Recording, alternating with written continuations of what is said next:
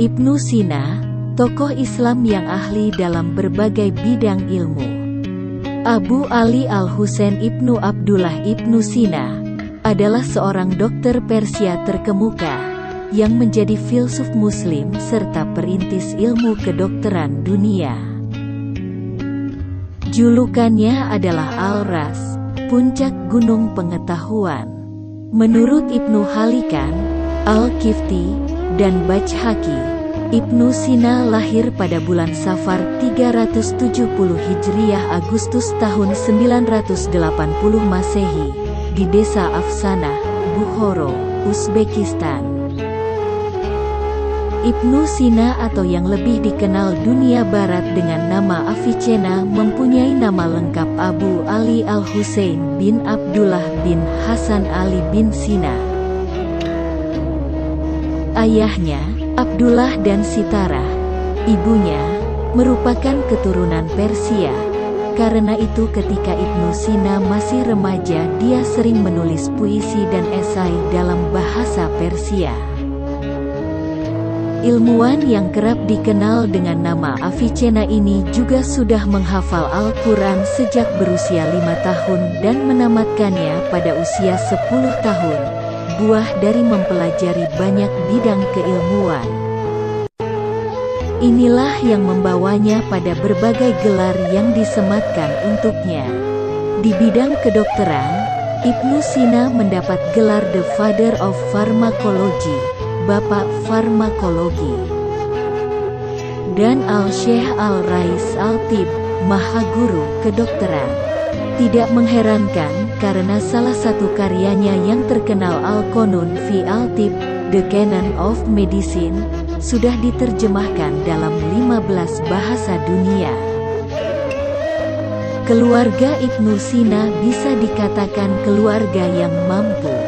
Ayahnya diangkat menjadi gubernur di sebuah distrik di Bukhara ketika masa pemerintahan penguasa Samaniyah, Nuh II bin Mansur. Berangkat dari keluarga yang mampu, orang tua dari Ibnu Sina berusaha memberikan anaknya pendidikan terbaik. Ayah Ibnu Sina merupakan seorang Muslim dari sekte Ismaili Syiah. Rumahnya merupakan pusat aktivitas sarjana dan ulama masyhur pada masanya. Mereka banyak melakukan aktivitas diskusi membahas berbagai permasalahan. Dari diskusi-diskusi inilah Ibnu Sina memahami pengetahuan yang luas. Selanjutnya di umur 16 tahun, Ibnu Sina belajar ilmu kedokteran kepada Abu Abdullah An-Nakili mengenai ilmu kedokteran. 2 tahun setelahnya, Ibnu Sina berhasil menyelesaikan status penuh sebagai dokter. Pada 997 Masehi, Ibnu Sina mendapatkan panggilan dari penguasa dinasti Samaniyah, 819 sampai 999 Masehi, di Persia yakni Al-Amir Ar-Rida Nuh II. Ibnu Sina diminta mengobati penyakit sang amir dan berhasil. Keberhasilan Ibnu Sina membuatnya menjadi orang yang dihormati di Kekaisaran Samaniyah. Bahkan, Ibnu Sina mendapatkan berbagai akses dan fasilitas, termasuk perpustakaan. Ibnu Sina memang telah memperlihatkan kecerdasan yang luar biasa sejak kecil. Selain memiliki kemampuan analisa berpikir yang tajam, Ibnu Sina juga dikenal memiliki daya ingat yang sangat kuat. Orang tua Ibnu Sina mulai memberikan pendidikan agama dan logika elementer sejak Ibnu Sina masih berusia 5 tahun. Pada usia 10 tahun, Ibnu Sina telah hafal Al-Quran. Dia juga belajar fikih dan ilmu-ilmu syariah, dan mempelajari kitab Ishaq Huji dalam ilmu logika dan berbagai kegiatan Euklides dalam bidang matematika. Setelah itu, Dia belajar secara otodidak dan menekuni matematika hingga dia berhasil menguasai buku Almages karangan Ptolemeus serta menguasai disiplin ilmu pengetahuan alam. Sering sekali soal-soal ilmiah yang tidak dapat diselesaikan oleh gurunya, mampu dia selesaikan. Semangat belajar Ibnu Sina tidak berhenti di bidang teologi dan matematika saja, karena dia lalu mempelajari ilmu kedokteran kepada gurunya, Abu Mansur al-Qomari, penulis kitab Al-Hayat wa Al-Maut, dan Abu Sahal Isa bin Yahya al-Jurjani, penulis ensiklopedia kedokteran Al-Kitab Al-Miyah fi Sina'ati Tib.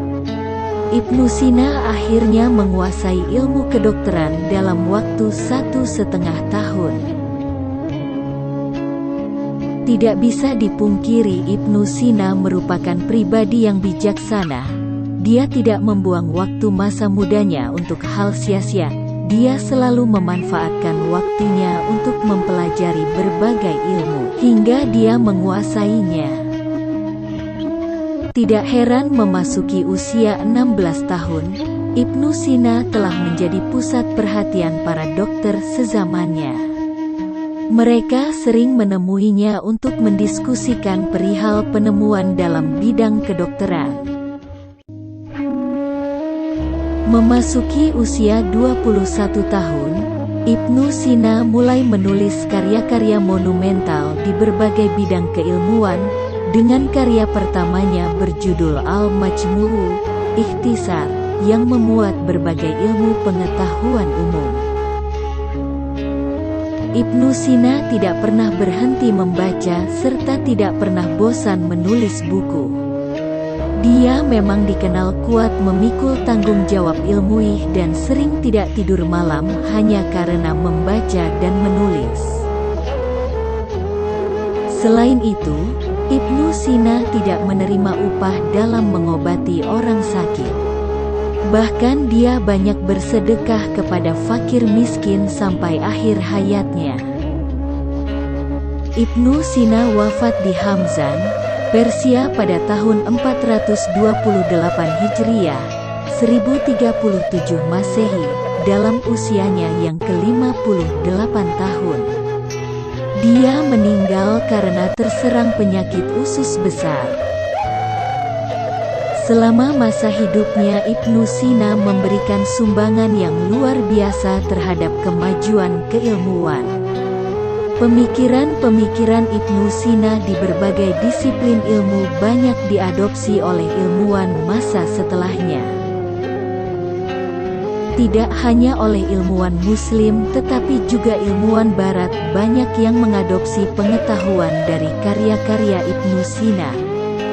Dalam rangka peringatan 1000 tahun kelahirannya. Melalui event Fair Millennium di Teheran pada tahun 1955, Ibnu Sina dinobatkan sebagai Bapak Doktor untuk selama-lamanya. Kontribusi Avicenna yang paling penting bagi ilmu kedokteran adalah bukunya yang terkenal Al-Qanun fi Al-Tib, The Canon of Medicine, yang dikenal sebagai kanon di Barat. Buku ini adalah ensiklopedia kedokteran 5 jilid besar. Isinya mencakup lebih dari 1 juta kata. Di dalamnya terdiri dari pengetahuan medis yang tersedia dari sumber kuno dan Muslim. Buku ini diterjemahkan ke dalam bahasa Latin pada abad ke-12 dan digunakan sebagai teks kedokteran standar di universitas-universitas Eropa hingga pertengahan abad 17. Karya besarnya yang lain adalah The Book of Healing, ensiklopedia ilmiah dan filosofis. Buku ini dimaksudkan untuk menyembuhkan jiwa. Itu dibagi menjadi 4 bagian: logika, ilmu alam, matematika, dan metafisika. Dalam bukunya, ia mengembangkan sistem logikanya sendiri, logika Avicennian. Dalam matematika, Ibnu Sina menjelaskan tentang konsep aritmatika.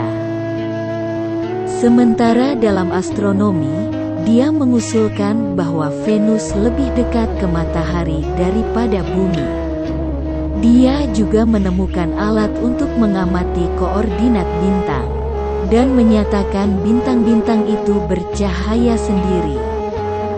Secara total, Avicenna menulis lebih dari 400 karya, dan sekitar 240 diantaranya masih bertahan.